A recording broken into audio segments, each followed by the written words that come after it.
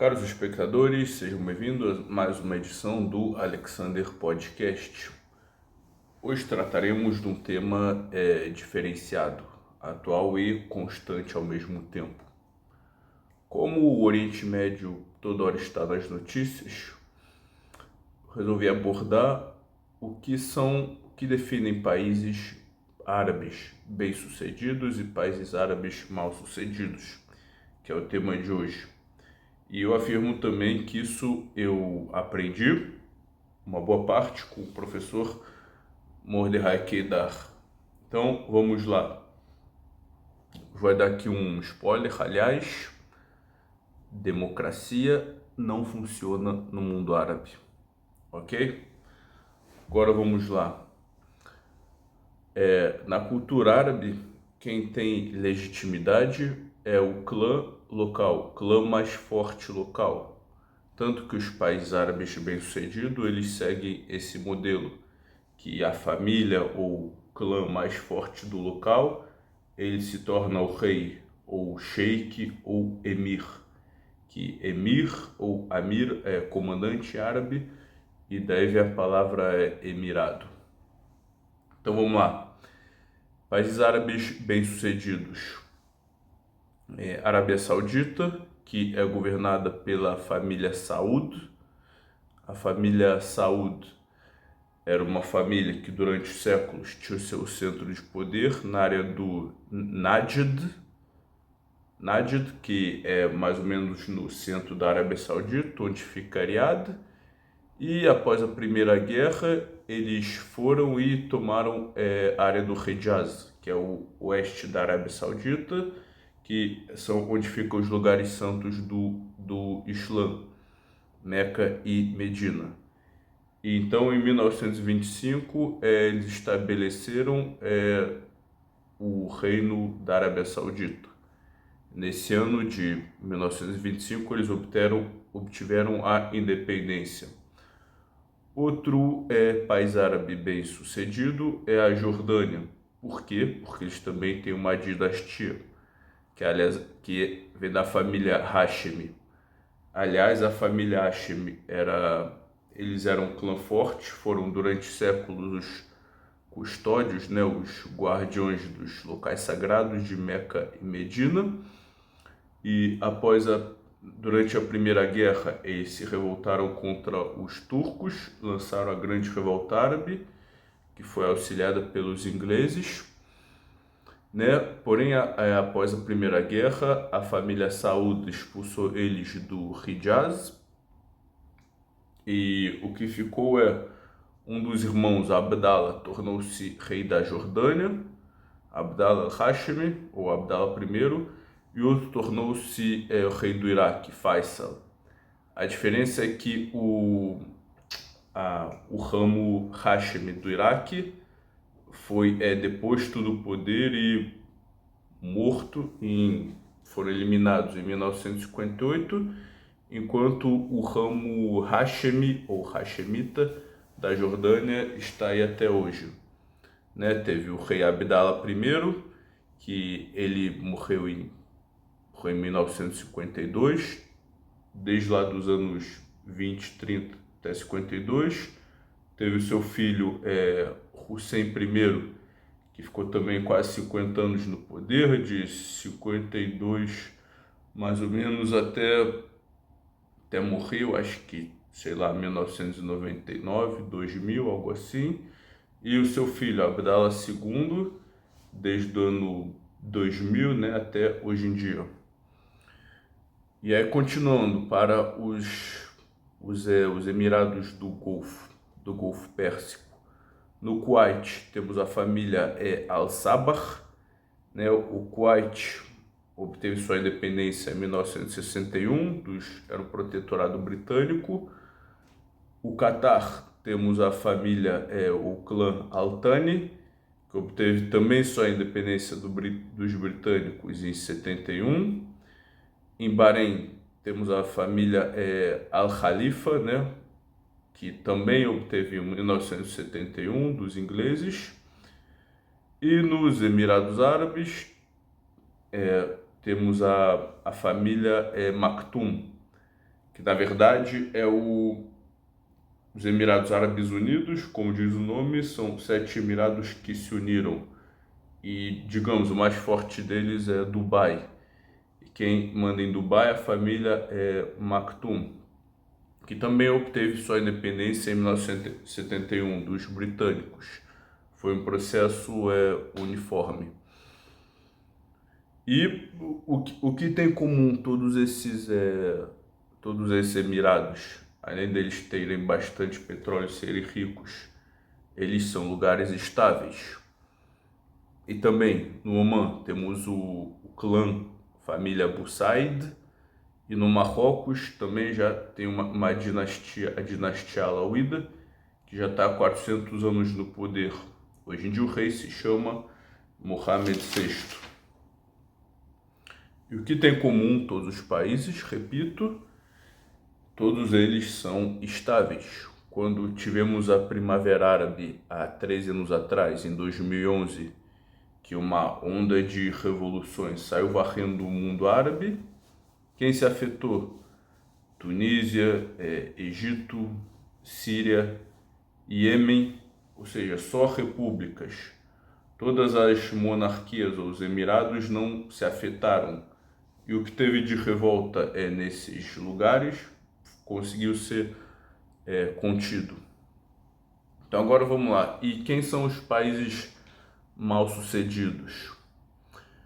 Os países mal-sucedidos eram países que até a Primeira Guerra Mundial eles eram divididos em províncias otomanas, que se chama Sanjak, de acordo com as etnias locais. E tinha lá um governador local que tinha certa autonomia, só paga os seus impostos para Istambul e pronto. No entanto, após a Primeira Guerra Mundial, após os ingleses e franceses terem tomado os territórios árabes que pertenciam aos otomanos, eles dividiram esse território e estabeleceram países artificiais de acordo com seu interesse. Jordânia, Iraque, Líbano e Síria. Todos esses 4 países, com exceção da Jordânia, eu diria que são mal sucedidos, pois eles são principalmente o Iraque e a Síria. São países que você tem diferentes grupos étnicos, você tem um ditador que ele vem da minoria e para se manter no poder ele precisa usar da força bruta. Veja o Hafez Assad, seu filho Bashar al-Assad hoje, veja Saddam Hussein e outros. A Líbia também, e também outro país mal sucedido é o Iêmen, que também é uma república, que você tem vários grupos lá. Inclusive agora os famosos xiitas do ramo Yazidi, também conhecido como os Houthis, que hoje em dia são o grupo mais forte no Iêmen. Então, ou seja, qual é o denominador que faz esses países serem mal sucedidos? Porque justamente eles são modelos ocidentais importados. Falar, vamos fazer desse país uma república, vamos botar um parlamento e espero que dê certo. E o que a gente vê esses países toda hora falta instabilidade, golpes, revoluções, etc. E assim, o Líbano até que é um caso curioso, que apesar da instabilidade de toda a bagunça, né, a gente vê, o Hezbollah é o grupo mais forte do Líbano, é mais forte que o exército, mas não é o exército oficial do Líbano. Então é uma confusão. No entanto, algo curioso, que desde a independência do Líbano, a Constituição prevê que o presidente tem que ser cristão, o primeiro-ministro é sunita e o porta-voz do parlamento, se eu não me engano, xiita. E, de novo, com toda a instabilidade, por incrível que se pareça, esse acordo ou essa legislação se mantém até hoje. Então, e último caso que eu quero falar, que assim, também é uma república, não é um sheik ou um emirado, uma monarquia. No entanto, pode dizer que é um país relativamente bem sucedido, né? Relativamente, que é o Egito. E por que isso? Porque o Egito ele tem mais estabilidade política e tem mais sucesso do que os outros. Lembrando que na Primavera Árabe também afetou o Egito, só que lá não começou guerra civil, que nem na Síria. E logo depois de 2 anos, o, o sujeito, a Irmandade Muçulmana que subiu ao poder, foi logo deposto e voltou a governar os militares. Então, por que acontece isso no Egito? Então a gente tem que voltar quase 200 anos atrás, para um nome chamado Mehmet Ali. Mehmet Ali em turco ou Muhammad Ali em árabe. Quem foi Mehmet Ali ou Mehmet Pasha? Mehmet Ali ele era um comandante otomano de origem albanesa e durante sua estadia no Egito, ele por diversos motivos começou a se desentender com o sultão otomano, então resolveu se revoltar e guerrear contra o sultão e ele ganhou. Então o que ele obteve foi um acordo firmando de autonomia, ou seja, o Egito ele continuará sendo nominalmente parte do Império Otomano, mas na prática é o Muhammad Ali ele que governava e fazia o que queria sem ter interferência alguma do sultão.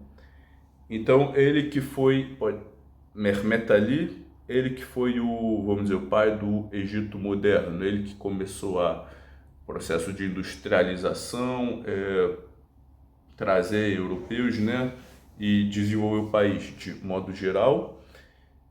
E ele estabeleceu uma dinastia que ficou no poder por cerca de 120 anos. O último descendente dessa dinastia, descendente a ter poder, foi o rei Farouk, que em 1952 ele foi deposto.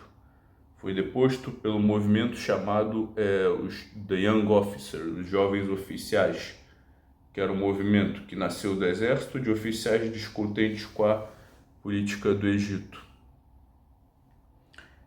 Então, quem subiu em 1952 ao poder foi Gamal Abdel Nasser, que era um coronel egípcio, e em 1970 ele morre de problemas de saúde e sobe ao poder o seu vice, Anwar Sadat, que ele também fica no poder até ser assassinado em 1981.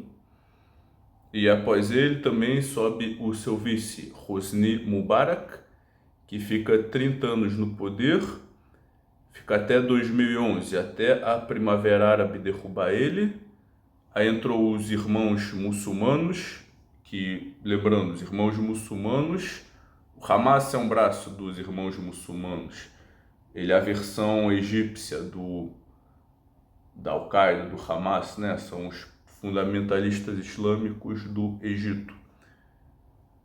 E aí entraram a Irmandade Muçulmana.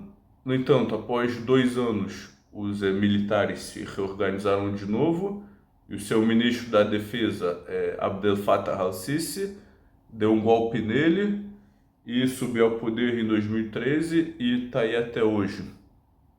Então, o que a gente vê no Egito?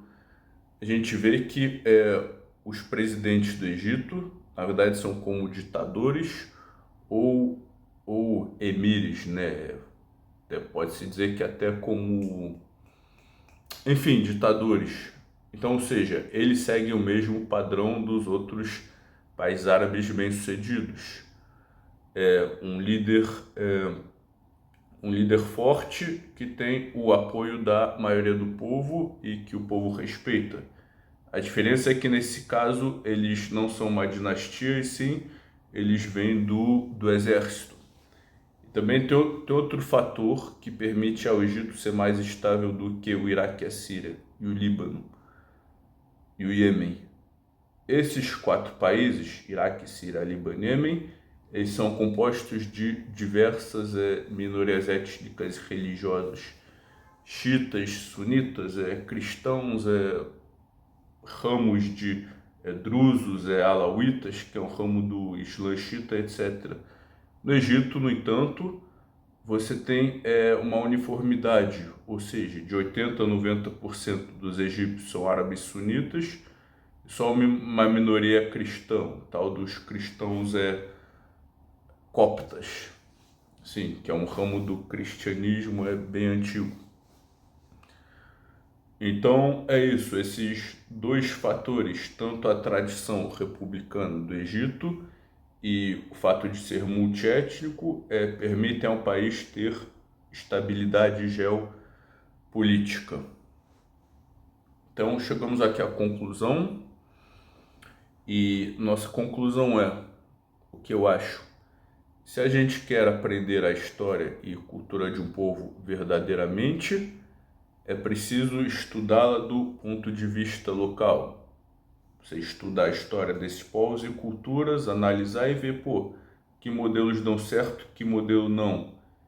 E não você tentar aplicar a sua própria visão de mundo ao seu oponente e achar que vai dar certo.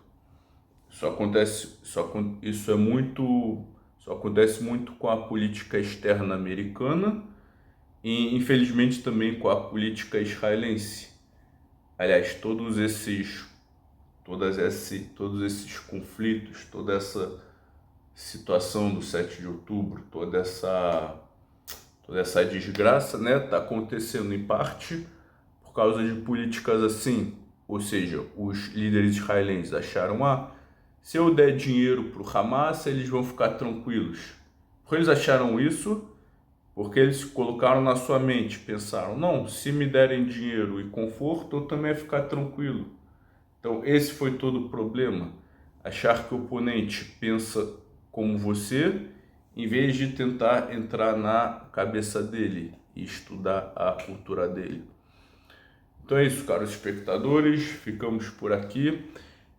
Deixe nos seus comentários o que você achou, deixe like, compartilhe com seus amigos para que fiquem bem informados, e é isso. Até a próxima. Shalom Aleichem.